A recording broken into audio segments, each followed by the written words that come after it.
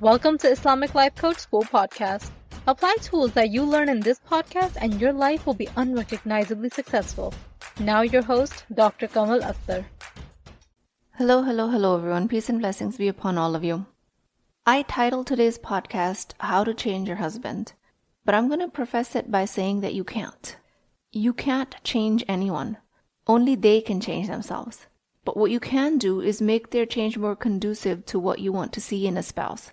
And I don't think it can be done unless you have complete and superb authority over your own emotions at all times, and you're completely aware that he is not responsible for your emotions. Only you are. And I feel like this podcast is going to raise more questions, but I'm going to record it anyways, because it's a very sought after coaching topic in my practice. And when you're implementing what you learn in this episode and you have more questions, please get in touch with me at islamiclifecoachschool@gmail.com. The disclaimer here is that unless you have done this work on yourself, where you care for your emotional well-being, that you are in complete awareness state, you are in touch with how to handle yourself, and you do it as an evolved human being, then and only then can this method work. Otherwise, it will backfire. And please do not come after me when it backfires, because you have not done your own work. If you're living under even a hint of anxiety, self-pity, victimization by your circumstances, this method will have grave consequences. When you are not completely and utterly in charge of your inner state, if you're blaming him or any other circumstance for how you feel, even if you're doing it only at 1%, then this approach will actually be more harmful. Your relationship will suffer, so consider yourself warned. The reason all of this happens is because when this approach is applied, if you don't control your own emotional state, it turns into a manipulation tactic. And nobody wants to be manipulated. No matter how much you think you're smart and he won't pick up on your ideas, all of that is a lie.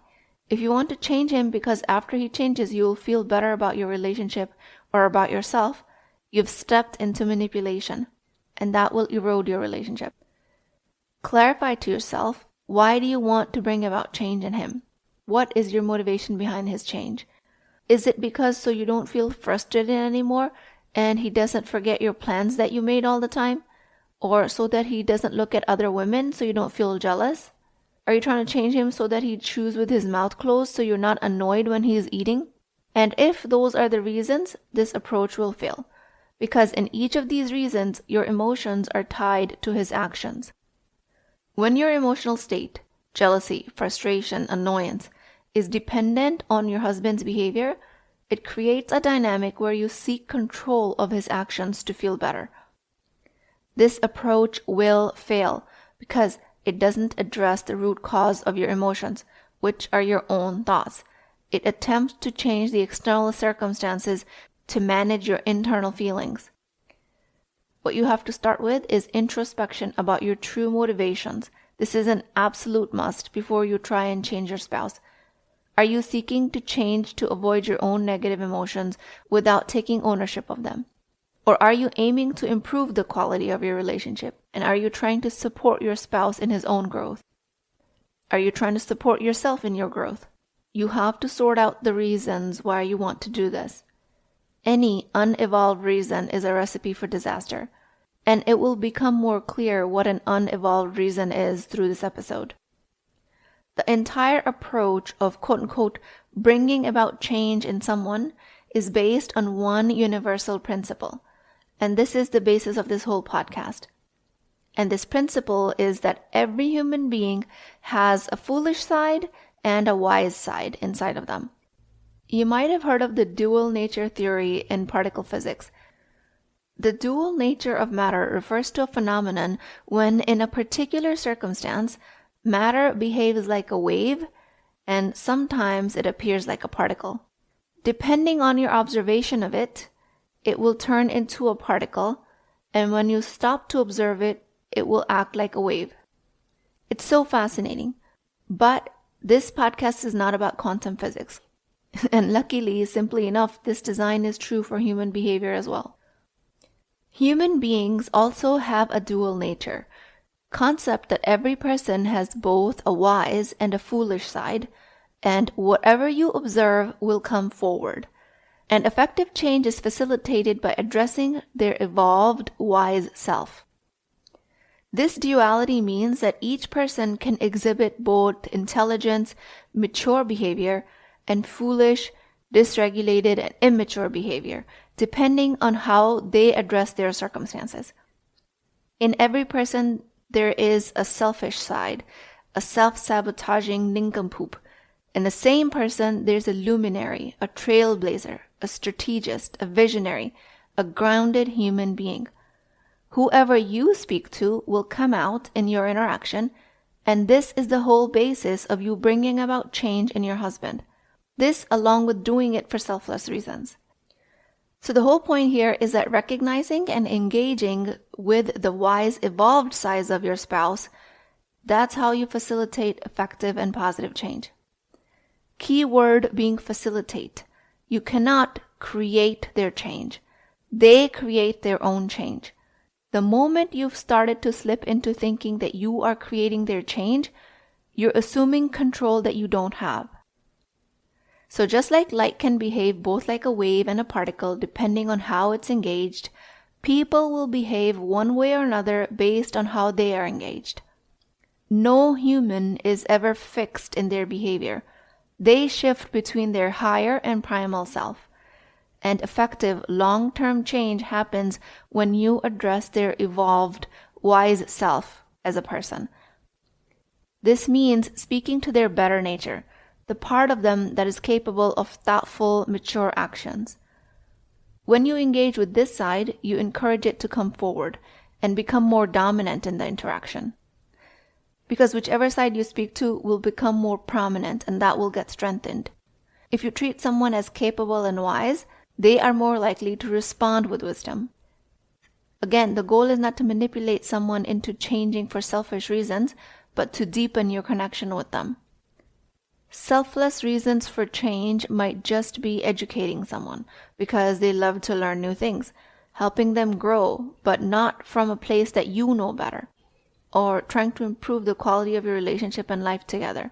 This approach is about creating a mutual benefit, enhancing the relationship, not about getting your way. If you want to bring the best part out in your husband, you consistently speak to that best part. You help it become more dominant. And for you to do that, you have to be able to see it. If your aim is to change people for your own benefit, you risk forgetting this framework and creating a dynamic of manipulation. Manipulation is harmful to your relationship because it focuses on controlling others for personal gain rather than focusing on a deep connection. Some other appropriate reasons for change might be that you're trying to do it for their own emotional needs. You know when men say, "I love being around her because she brings out the best in me"?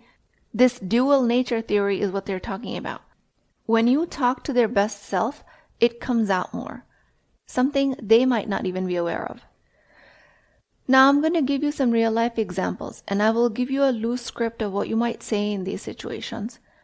But what you say and how you act towards your husband does not matter as much as who you're being when you're trying to connect to his higher self. You're welcome to use these exact words that I'm going to use for your situations, but they will only work if you are not in manipulative energy. Energy behind the words matter. Words, not so much. If you're trying to improve communication during arguments, and your husband tends to raise his voice or shut down during disagreements, you might want to say, "I really value our conversation and your perspective. Can we find a way to discuss things calmly so that we both feel heard? Your insights are important to me, and I believe we can resolve this together." Why it works is that this approach acknowledges his capacity of thoughtful dialogue and shows respect for both of your opinions, especially his. Or let's say you're trying to have him engage more responsibly towards household chores, and he frequently forgets or neglects his shares. How you want to speak to his higher side is, "I know you care about our home, and I want to make it a comfortable place for both of us. It means a lot to me when we share responsibility. I want to see how setting up a routine will work for both of us." Why it works is, again, it's highlighting his role as a harmonious homemaker and respecting his ability to contribute. If you have disagreements about financial decisions and your husband makes spontaneous purchases that impact your budget, speaking to his evolved side might sound like, I appreciate how you enjoy the things we have and the experiences we share. Can we work together on planning a budget so that we can accommodate the purchases that are coming up? I value your ideas on how we can manage our finances, but I also want to make sure that we're not managing our stress by impulsive purchases. These words and the energy you carry frames financial planning as a joint effort, a long-term enjoyment and security plan. You're appealing to his capacity of having foresight. If your husband makes comments in social gatherings that embarrass you, it's very easy to be snippy about that. And sometimes that also works. But if you want to try and speak to his evolved side, you might want to say, I know you have a sense of humor and you love making people laugh, but it makes me feel comfortable when you make jokes like this. I want to talk about how we can both feel good in social gatherings and have fun. This approach shows that you respect his ability to be considerate and you acknowledge his positive trait. You're not shutting him down for being funny in a gathering, but you are showing him that you're creating respectful boundaries. Or let's say he struggles with maintaining a healthy diet or exercise routine. You might want to say that how his hard work at the office impresses you, but you really want him to be healthy and fit for your family. Again, speaking to his hardworking ethics and creating a shared goal for long-term well-being. If you want him to engage more in family events, but he more often skips them than attends them, you can start to say, I understand you value your time and sometimes need your space, but it would mean a lot more to me if we can attend family events together. We can keep them short and we can attend a fewer invites, but I would like to attend them together. You can take as many breaks as you want during the event, and it will start with immediate family first. Again, you're respecting his need for personal time and space without threatening him for doing something wrong. You're continually accommodating his needs while letting your preferences known. Let's say you notice that your husband is always backing out from a challenging project. You might want to say, I believe in your abilities, and I think you know more than you give yourself credit for. I want you to pursue what you're passionate about, but don't let a challenge stop you. You're showing confidence in his capabilities. You're showing encouragement. You're showing partnership and assurance, rather than bickering and complaining about him being cowardly and always backing out. The side you speak to is what comes out. Same thing if he has stress management problems or if you have differences in parenting approaches. All you have to do is see what the higher side of a human being would act like in that situation and speak to that person. The major key takeaways and the basic points is you're acknowledging positive traits, you're speaking to strengths, you're offering support, you're understanding their perspective, you're future focused, you're recognizing efforts, you're exploring their needs and feelings, and you're doing it for selfless reasons. An unevolved reason for wanting for a spouse to change is rooted in a belief that their change will directly make you comfortable or improve your emotional state. This is problematic because it places the responsibility of your happiness on your spouse rather than yourself. It disregards your own role in managing your emotional well-being. When you believe that your partner's change will make your life easier, you're admitting ownership of your inner experience. You are neglecting your responsibility to understand and manage your own emotions through your thoughts.